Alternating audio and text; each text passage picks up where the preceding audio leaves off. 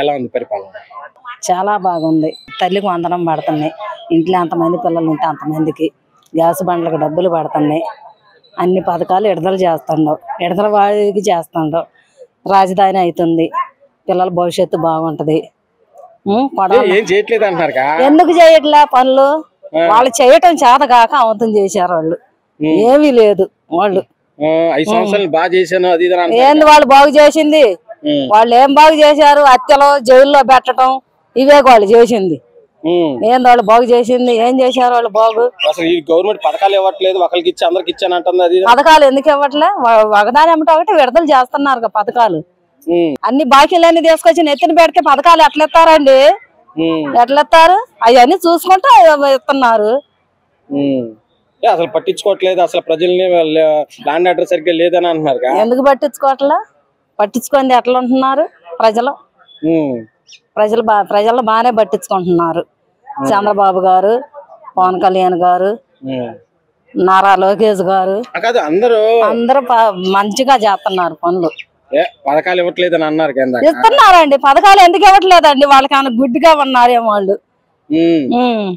వాళ్ళకి తెలియట్లేదేమో మరి. పథకాలు తీసుకొని కూడా ఇవ్వట్లేదని చెబుతుంటే మరి ఏం చెబుదాం? అసలు సరిగ్గా పట్టించుకోవట్లేదు పిల్లల్ని, స్కూల్ పిల్లలకి. ఎందుకు పట్టించుకోవట్లేదు? సరిగ్గా పట్టించుకుంటున్నారు. వాళ్ళకి నిజమే అది. వాళ్ళ నిజమేదండి. గొడవ లేవు, మేము ఉన్నప్పుడే ప్రశాంతంగా ఉందా? జైల్లో పెట్టలేదా? కొడాలని నోరు మూపించారు కదా చక్కగా. రోజా నోరు మూపించారు కదా. రోజాకి అసలు ఆ నోరో మరి అది మోసిన నదో తెలియట్లే. చక్కగా మాట్లాడుతుంట చక్కగా మాట్లాడిద్ది. ఎందుకు మాట్లాడుతుంది? అందుకనే పోయింది.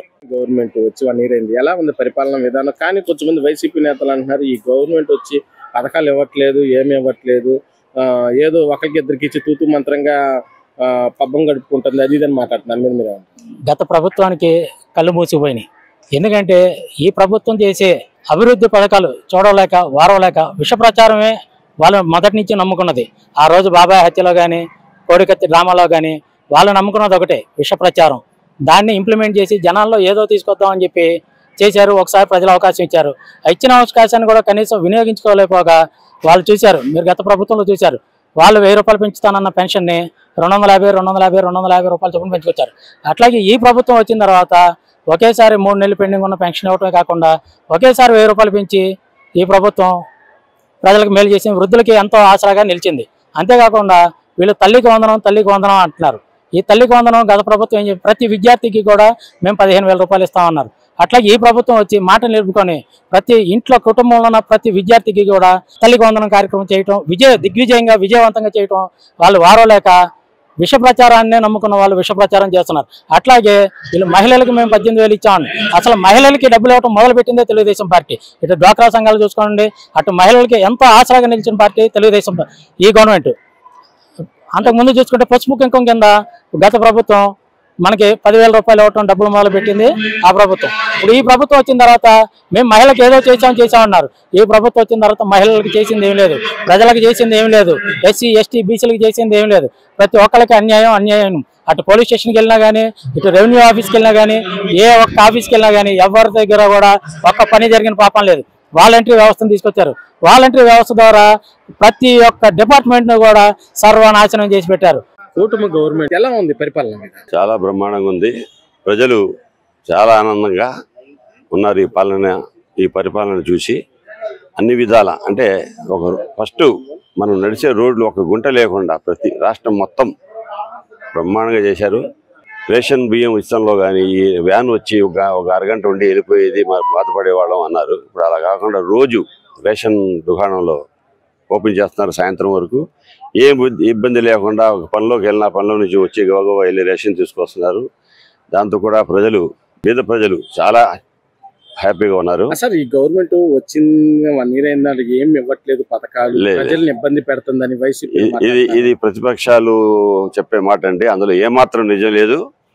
నిజం తెలుసుకోవాలంటే ప్రజల గురించే కావాలి కానీ ప్రతిపక్షాలు అదే చెప్తాయి. ఏం చేసినా అదే చెప్తాయి. వాళ్ళు చేసే ఇంకా అరాచకాలు ఎక్కువైపోయినాయి. గత గవర్నమెంట్ పరిపాలనకి ఇప్పుడు ఉన్న గవర్నమెంట్ కి ఏమైనా తేడా ఉందా? ఎందుకు లేదు, ప్రతి దాంట్లో తేడా ఉంది. ప్రతి దాంట్లో రోడ్లు కానీ, రేషన్ కానీ, సంక్షేమము కానీ, అభివృద్ధి కానీ అసలు ఏం అభివృద్ధి ఎలా జరుగుతుందో చూడండి. చేప కింద నీరులా చక్కగా సాగిపోతుంది, ఏం హడావిడి లేదు. లేదు ఇప్పుడు పరదాలు కట్టుకుని వెళ్ళి రిబ్బన్లు కట్ చేసి బట్టలు నొక్కి ఆ పని లేదు, చక్కగా చేసుకుంటూ పోతున్నారు. దాంట్లో చాలా హ్యాపీ ఉంది. అంటే పథకాలు ఒకరికి ఇద్దరికి ఇచ్చి అందరికి ఇచ్చానని చెప్పుకుంటారు మాట్లాడుతున్నారు. లేదండి, గత ప్రభుత్వం చేసేది అది, ఈ ప్రభుత్వంలో అలా కాదు. అర్హులైన వాళ్ళందరికీ పథకాలు అమలు జరుగుతున్నాయి. అంటే ఏం జరుగుతున్నాయి అంటే సార్ అసలు ఏం లేదన్నారు కదా వాళ్ళు. ఏమండి, మా అమ్మ ఒడి మొన్న వేశారు, పెన్షన్ ప్రకారం నెల నెల పెన్షన్ ఇచ్చేస్తున్నారు. 1వ తారీఖు ఆదివారం వస్తే 31కి ఇస్తున్నారు. ఇంకేం కావాలి పేదలకి? రేషన్ ఇస్తున్నారు. రేషన్ వ్యాన్ వచ్చి 1 గంటలో వెళ్ళిపోయేదానికి ఒక షాప్ పెట్టారు, రేషన్ షాపు. ఎప్పుడైనా పొద్దున్న సాయంత్రం వరకు ఎప్పుడు మనకు దొరికితే అప్పుడు వెళ్ళి తీసుకొచ్చుకుంటున్నారు. చాలా హ్యాపీగా ఉన్నారు. ఇంకా అభివృద్ధి, దానికన్నా అభివృద్ధి ఏముంది? ఏం కావాలి? బీదలకి అదే కదా. అంటే కంపెనీలు ఏమి రావట్లేదు, ఏమో వస్తాయండి. ఎలాగంటే వచ్చే సంవత్సరం అయింది, సంవత్సరంలో వచ్చేస్తాయి కంపెనీలు. ఎన్నో కంపెనీలు అగ్రిమెంట్ చేసి ఉన్నాయి. అది కాస్త టైం తీసుకుంటే అవన్నీ పైకి వస్తాయి, అప్పుడు జరుగుద్ది. అంటే సార్ ఇప్పుడు జగన్మోహన్ రెడ్డి గారు మొన్న ఒక మాట్లాడుతున్నారు, ప్లికెట్స్ పట్టుకుని వెళ్ళినప్పుడు కొంచెం మంది వైసీపీ కార్యకర్తలు బ్యాండ్ పట్టుకుని రప్పరప్ప అని తొక్కి పడేస్తామని, రాజారెడ్డి రాజ్యాంగం అలాంటి చేయటం వల్ల రాష్ట్రానికి పెట్టుబడులు ఏమైనా వస్తాయంటారు? అసలు ఆ జగన్మోహన్ రెడ్డి మాటలు వినే పరిస్థితి ఇప్పుడు రాష్ట్ర ప్రజలు ఎవరు లేరు. ఎందుకంటే ఆయన చేసింది అభివృద్ధి ఏమి లేదు. 5 ఏళ్ళు అలాగే సాగించాడు. ఆయన మాటలు ఎవరు నమ్మరండి, నమ్మే మోసపోయారు. ఇప్పుడు ఇట్టి బస్సులో నమ్మరు.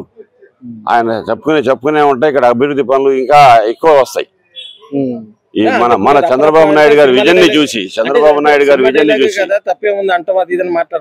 అది ఆయనకే వదిలేద్దాం. అది సినిమా డైలాగు, ఆయన చెప్పిందో అది ఆయనకే వదిలేద్దాం. మనందరికీ తెలుసు కదా ఏం చెప్పాడు అనేది. ప్రజలందరూ చీ కొడుతున్నారు ఆ మాటలకి. ఒక నాయకుడు అయి ఉండి, పార్టీ అధ్యక్షుడు అయి ఉండి ఇలా చెప్పొచ్చా? ఇదేనా చెప్పేది అనేది. అంటే ఇప్పుడు వైసీపీలో ప్రజాదరణ చూడలేక ఈ గవర్నమెంట్ ఇష్టం వచ్చినట్టు కేసులు అయ్యే పెడుతుంది, తప్పుడు కేసులు. ఆ మాత్రం ప్రజాదరణ కూడా లేకపోతే ఆయన బయటకే రాలేడు. అవన్నీ డబ్బులు ఇచ్చి ఈ ఎమ్మెల్యే ఆ ఇన్ఛార్జిని మీరు పోగు చేయండి అని వస్తున్నానంటే జనాలు తీసుకొచ్చి పెడుతున్నారు. అంతేగాని ఆ ఊరు ప్రజలు ఎవరు లేరు అక్కడ. ఆయన ఏ ఊరైనా ఆ ఊరు ప్రజలు ఎవరు లేరు. ఏదో 10 మందో 20 మందో సహజంగా ఉండవచ్చు, కానీ ఎక్కువ మంది బయట నుంచి తీసుకొచ్చి ఆ ఊరికి ఇస్తున్నారు అంతే, జనాల్ని చూస్తానికి. సంవత్సరం అయింది, ఎలా ఉంది పరిపాలన? బాగుంది సార్, చాలా బాగుంది. ఇచ్చిన పథకాలు కానీ ఏదైనా ఇచ్చినట్టు జరుగుతుంది, అన్ని బాగానే ఉన్నాయి. ఏం చేయట్లేదని వైసీపీ వాళ్ళు అంటున్నారు. మాటల కంటే చేతల్లో కావాలి. ఇప్పుడున్న ప్రభుత్వం మాటల కంటే చేతల్లో చూపిస్తుంది. అసలు ఏమి పథకాలు ఇవ్వట్లేదు, ఏమీ చేయట్లేదు, ఏదో ఇష్టం వచ్చినట్టు ఏదో మసిపూరి మారేడుకాయ చేస్తుంది గవర్నమెంట్ అంటున్నారు. అది మాటలు చెప్పుకునే కంటే ఈ పేటీఎం బ్యాచ్ లాగా ఈడోలు తీసి పెట్టుకునే కంటే జనాల్లోకి వచ్చి ప్రజల్లోకి వచ్చి జరిగింది ఏంటి జరగంది ఏంటి ఓపెన్గా చెప్పమనండి, రమ్మనండి. ఏమి మాకు జరగలేదు అని చెప్పమనండి.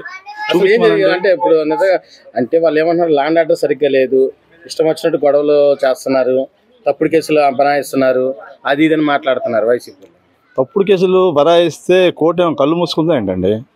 కోర్టులు ఉన్నాయి కదా, మీరు కేసు పెడతారు నా మీద, దాని తీర్మానం అది పైన అధిష్టానం చూసుకుంటుంది కదా, నేను చెప్పింది అయిపోదు కదా. నేను కేసు పెడితే స్టేషన్లో ఎస్ఐ చూస్తాడు, ఎస్ఐ పైదా తీసుకెళ్తే కోర్టులో చూసుకుంటారు. ఏ తప్పుల్లో లోపలేస్తారంటండి? అంటున్నారు కదా వాళ్ళు. అంటారండి, వాళ్ళ పార్టీ తరఫున వాళ్ళు మాట్లాడుకుంటారు, ఎవరి పార్టీ తరఫున వాళ్ళు మాట్లాడుకుంటారు. అసలు మీకు ఎలా ఉంది ఇప్పుడు ఈ గవర్నమెంట్ వచ్చి 1 year అయిన తర్వాత? ఇప్పుడు నేను ఇలా మాట్లాడడానికి కారణం ఏంటంటే, తల్లికి వందనాన్ని పెట్టారు, 2 పిల్లలన్నా 3 పిల్లలని ఇస్తున్నారు. మేము చేసేది కూలి పని. ఆ 2 3 పిల్లలకి వస్తున్నాయంటే ఎంత సంతోషపడతాం మేము. మా కష్టం తగ్గినట్టే కదా. ఇది అప్పుడు ఫీజులు కట్టాలన్నా చేయాలన్నా కష్టపడేవాళ్ళం. ఇప్పుడు బాగుంది, అందుకే సంతోషంగా హ్యాపీగా చెప్తాం. ఆ ప్రభుత్వం గురించి నచ్చకపోతే నచ్చదని చెప్తాం, నచ్చితే నచ్చిందని చెప్తాం.